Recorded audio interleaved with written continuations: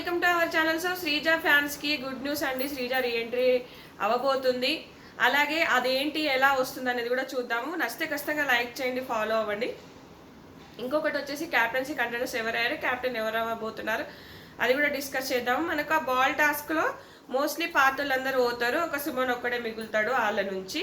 So Suman కి పేరుగా వచ్చేసి మనకు గౌరవ్ ఉంటాడు. అలాగే దివ్వల మాధురి వర్సెస్ శ్రీనివాస్ సాయి, అలాగే అయేషా వర్సెస్ రమ్య. అంటే వర్సెస్ కాదు, సారీ, ఇద్దరిద్దరు పేరు అనమాట.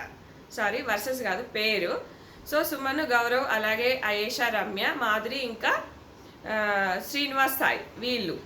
అయితే వీళ్ళు ఒక బాక్స్లో ఉంటారు. ఆ కీస్ కోసం వేరే వాళ్ళు వెతుకుతూ ఆడతారనమాట వాళ్ళ పేరు.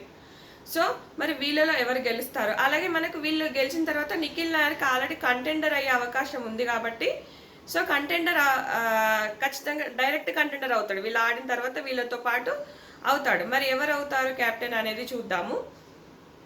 సో మోస్ట్లీ ఇప్పటికైతే సుమన్, గౌరవ్ చాలా బాగా ఆడుతున్నారంట.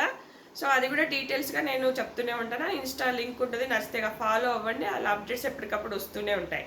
అలాగే శ్రీజ రీఎంట్రీ గురించి అయితే ఖచ్చితంగా టాక్ నడుస్తుంది. ఎందుకంటే చాలా హై లెవెల్లో వెళ్ళింది, రావాలి రావాలి అని చెప్పేసి. రీఎంట్రీ కాకుండా జస్ట్ వైల్డ్ కార్డ్స్తో లాగా తీసుకొస్తే ఎలా ఉంటుందని ఆలోచిస్తున్నారు. సో వచ్చిన తర్వాత ఏంటంటే బయట నుంచి గేమ్ అన్నీ తెలుసుకొని వస్తుంది కాబట్టి ఎలా ఉంటుందో చూద్దాము, ఎలా ఆడుతుందో కూడా చూద్దాము. సో ఖచ్చితంగా అయితే వస్తుంది. కామనర్స్ నుంచి ఒకరు అంటే ఖచ్చితంగా శ్రీజానే తీసుకుంటారు. ఎందుకంటే ఆ లెవెల్లో వెళ్ళింది శ్రీజ రీఎంట్రీ అని. అది బాగా వైరల్ అయినాయి అనమాట. సో ఎలాగో అన్ఫేర్గా వెళ్ళింది కాబట్టి ఖచ్చితంగా రావాల్సిందే. సో ఇదన్నమాట. నచ్చితే ఖచ్చితంగా ఫాలో అవ్వండి. Thanks for watching.